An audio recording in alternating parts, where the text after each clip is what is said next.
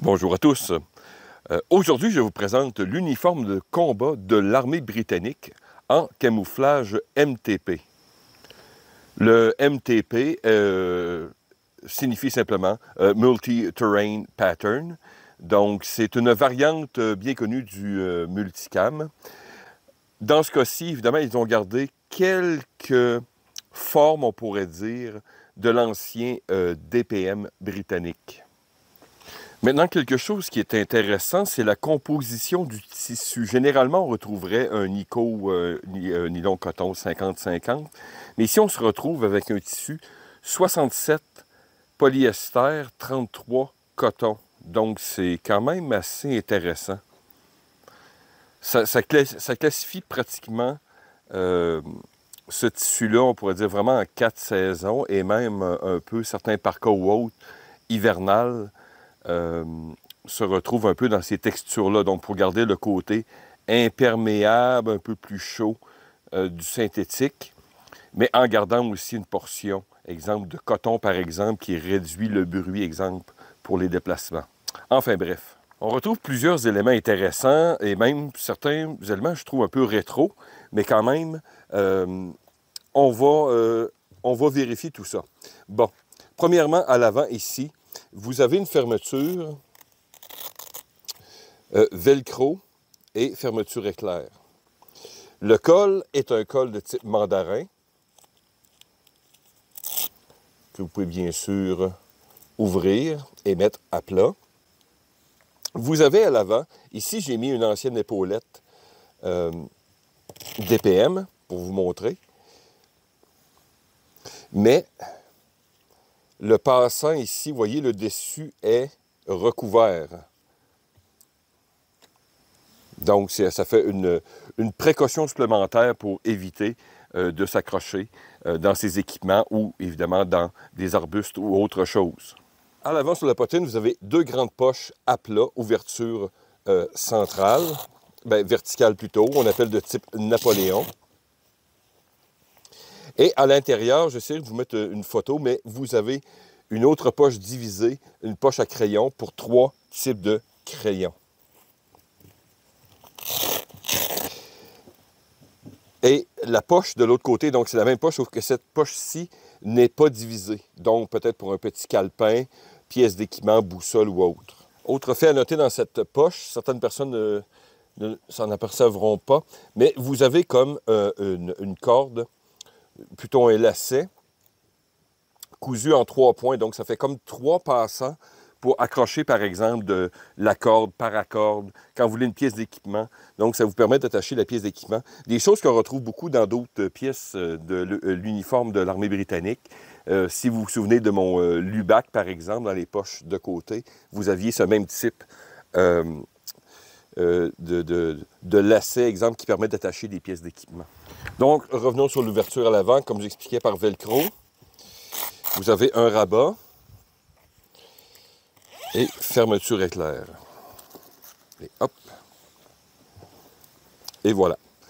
Donc, rien à l'intérieur, sauf évidemment l'information. Je mettrai une image si ça vous intéresse. Et un passant pour accrocher sur un crochet quelconque. Maintenant, passons sur les bras. C'est là que c'est un peu intéressant. Bref, vous avez des poches inclinées.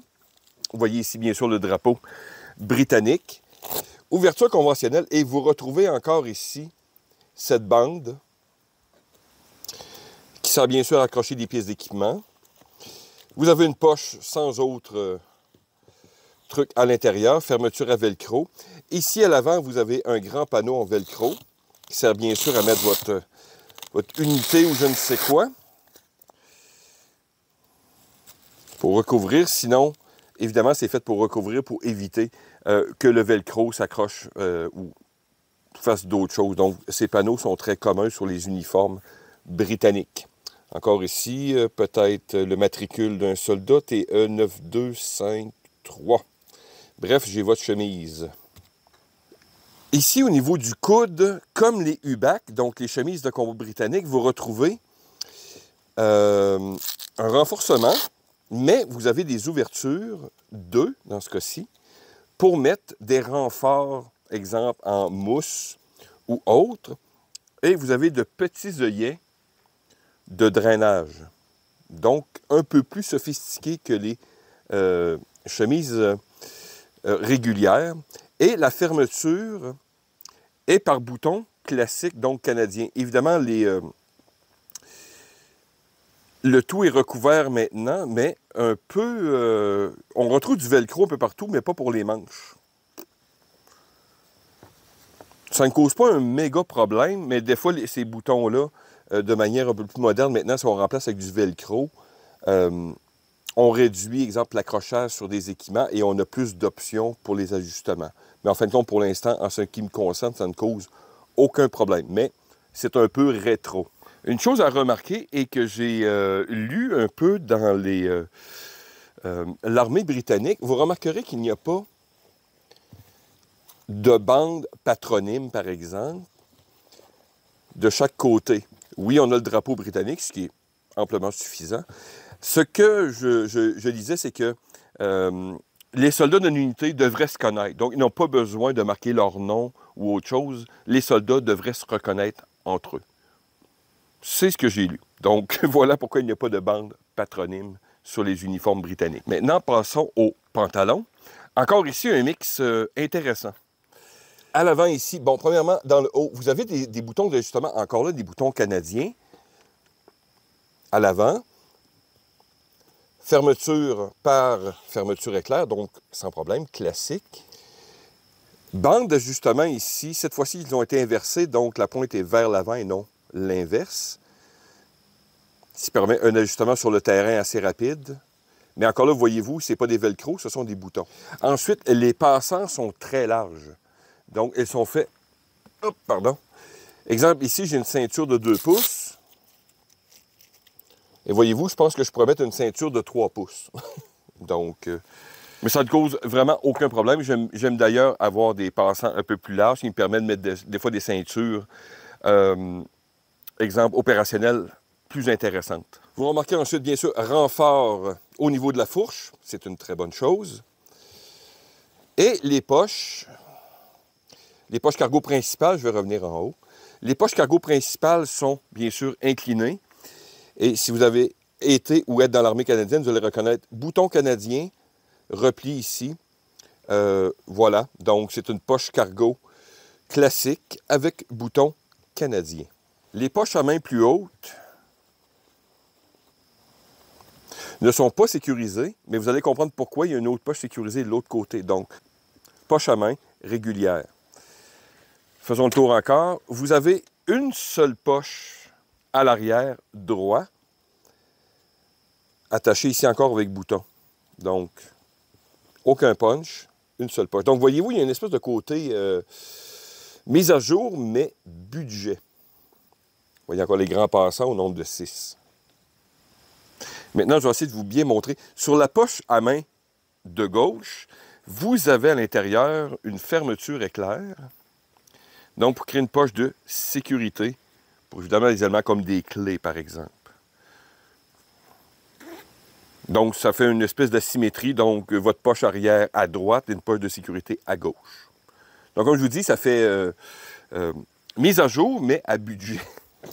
Et si on descend, vous allez remarquer que les genoux ne sont pas renforcés. C'est un choix. Et le bas, encore ici, c'est un classique, c'est par corde. Donc, même type d'attache qu'on retrouve dans les uniformes de l'armée canadienne et certains autres uniformes. Ça fonctionne très bien, il n'y a aucun problème. Donc, maintenant, entrons un peu en conclusion. Vous pouvez bien sûr, ici j'avais les foulards de l'armée britannique. Ils venaient en plusieurs couleurs, vous aviez des bruns, des verts et des espèces de beige. Donc ici, j'ai vraiment... Puis j'en ai pris 2 et je les ai cousus ensemble. Vous voyez, il y a une légère décoloration. Ça me fait un plus grand foulard, mais qui va très bien avec l'uniforme. Et bien sûr, je recommande une ceinture à plat, exemple, de ce type. Maintenant, l'uniforme lui-même. Je peux vous dire une chose, très confortable. Saillant, j'adore surtout les grandeurs de l'armée britannique. Pour une personne grande comme moi, les bras sont assez longs, les jambes, la coupe est bonne pour de la mobilité, on peut bien se pencher. Ici, on retrouve encore une coupe modernisés, mais comme je vous dis, ils sont restés à l'essentiel. Donc, les poches sont fonctionnelles, plats, sont faites pour porter diverses pièces d'équipement, harnais de combat, porte-plaques, vestes anti-fragmentation et autres. Le matériel est rétro-compatible avec l'ancien matériel et du nouveau. Comme je vous dis, puis ce type d'uniforme, vous le retrouvez dans plusieurs surplus, bien sûr. J'avais fait une vidéo l'année dernière, ou il y a 2 ans, sur le smock. C'est une pièce d'équipement britannique que j'adore. Donc, c'est un très bel uniforme, comme je vous dis, simple, efficace. Et si vous voulez une variante du multicam, vous avez du MTP qui fonctionne très bien à nos hauteurs. Comme je vous dis, et j'aime bien, j'ai été étonné un peu de la composition, mais 67-33, c'est une pièce d'équipement qui va me permettre de travailler même en hiver. Donc, je pense que je vais trouver un bout de vidéo de recrutement. Vous voyez les soldats monter la montagne et ils sont en uniforme régulier. Évidemment, sûrement avec une doublure, mais c'est une pièce qui est faite pour fonctionner justement dans un milieu frais et, on pourrait dire, humide. Un petit détail que j'ai omis durant le premier montage. Ici, j'ai regardé, vous avez, c'est presque l'inverse, 70% coton, 30% polyester. Aussi, les pantalons sont traités à la permatrine, donc traités contre les insectes et les tiques. Je ne sais pas si ça se voit dans la vidéo. Ça peut expliquer, généralement au niveau de l'impression, la légère différence de couleur. Je ne sais pas si on va prendre. Les pantalons sont plus... il y a plus de vert dedans. Je ne sais pas si ça paraît. Tandis que la chemise a plus de brun. Ce qui peut être bien sûr associé à la coupe, tout simplement. Mais il y a eu plusieurs lots de ces vêtements-là, dont un ancien aussi qui était en MTP, mais avec les anciens boutons de l'ancienne coupe, qui avait lancé un peu en urgence durant différentes guerres.